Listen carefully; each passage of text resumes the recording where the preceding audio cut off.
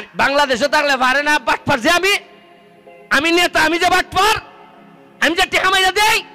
এবার কিন্তু ব্যারিস্টার সুমন সংসদে ঝড় তুললেন এবং তিনি বললেন যে এই সমস্ত চোর বাটপার যদি দেশে থাকে তাহলে কিন্তু দেশের কোনো উন্নয়ন করা সম্ভব নয়।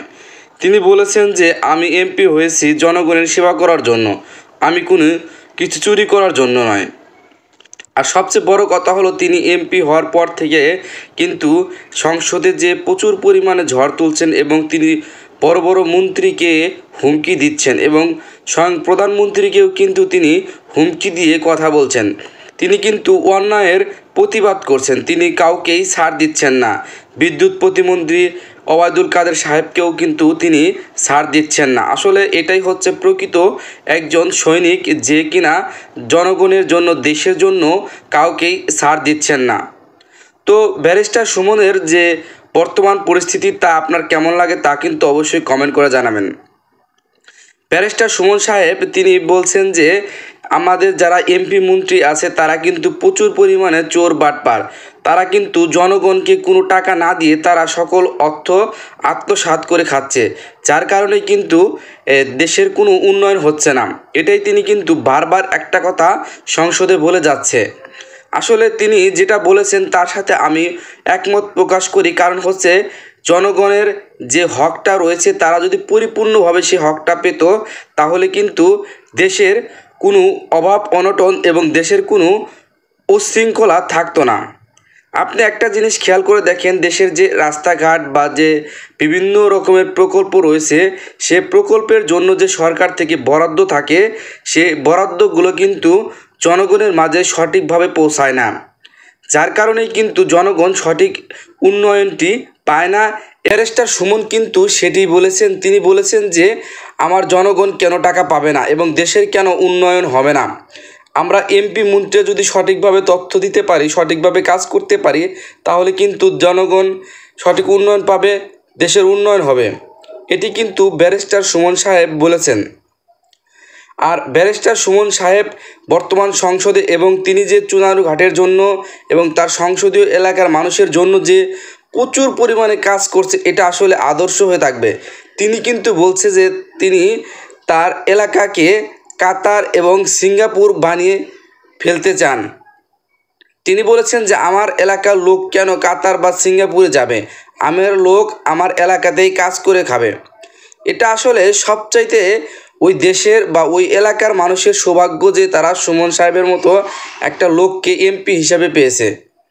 তিনি নিজের অর্থায়নে প্রচুর পরিমাণ সাহায্য করছে মানুষকে, নিজের অর্থায়নে কিন্তু অনেক কাজ করে দিয়েছে জনগণকে।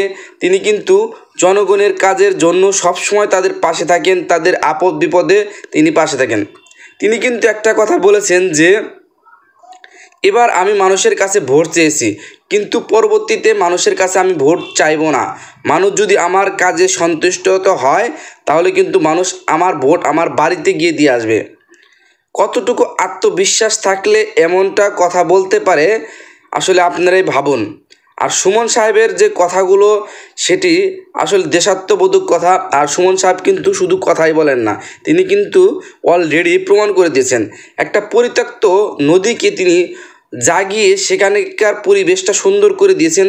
সে তার এলাকার প্রচুর পরিমাণে কাজ করছেন, রাস্তাঘাট, ব্রিজ, কালভার্ট, জনগণের জন্য আর্থিক যে সেবা সেটা করছেন। তারপরে তিনি পর্যটকদের জন্য যে পরিমাণ করার দরকার সেটা করছেন। আসলে একটা জিনিস খেয়াল করে দেখেন আপনারা, সুমন সাহেব এমপি হওয়ার পর থেকে সে এলাকার মানুষের উন্নয়নের চাকা শুধু ঘুরছেই আর ঘুরছে।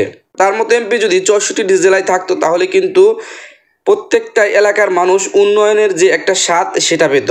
অনেক মানুষ কিন্তু উন্নয়নের স্বাদ পায় না, প্রধানমন্ত্রী থেকে সেটা যদি বরাদ্দ থাকেও তারপরেও কিন্তু সেই উন্নয়নটা তাদের মাঝে পৌঁছায় না। কারণ হচ্ছে চোর বাটপার ছেচ্ছরের কারণেই কিন্তু মূলত সেই উন্নয়নটা তাদের কাছে পৌঁছায় না। তারা কিন্তু সবসময় হাহাকার করতে থাকেন এবং কিন্তু মাননীয় প্রধানমন্ত্রী শেখ হাসিনাকে সবসময় দোষারোপ করে থাকেন।